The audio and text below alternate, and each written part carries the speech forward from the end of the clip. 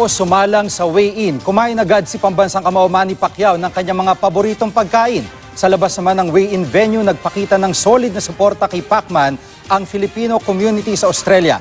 Nakatutok si Connie Sison.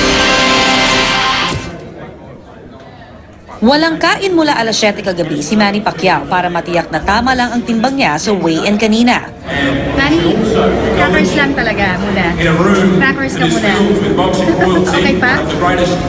66.1 kilos, 146 pounds for the reigning and defending world champion.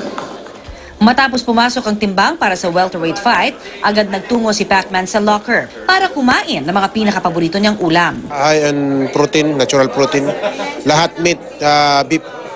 Tsaka meron tayong buong fried chicken na niluto ko ang palaya. Favorite niya lahat.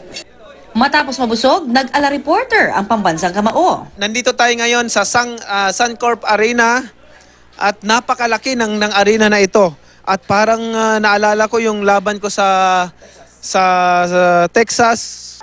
Sa labas naman ng weigh-in venue, nagtipo ng mga Pinoy bilang suporta kay Pacquiao. Manny! Manny!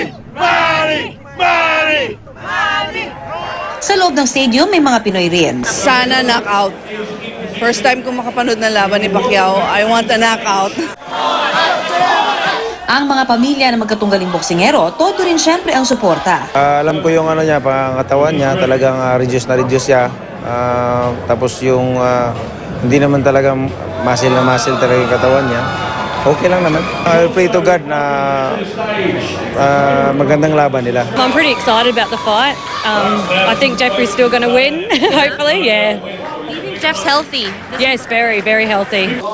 Bukod naman sa mga boksingerong lalaban, agaw pansin din sa weigh-in ang ilang bigating personalidad sa boxing. Kabilang si boxing legend Roberto Duran, top-rank CEO Bob Arum, at veteran ring announcer Michael Buffer.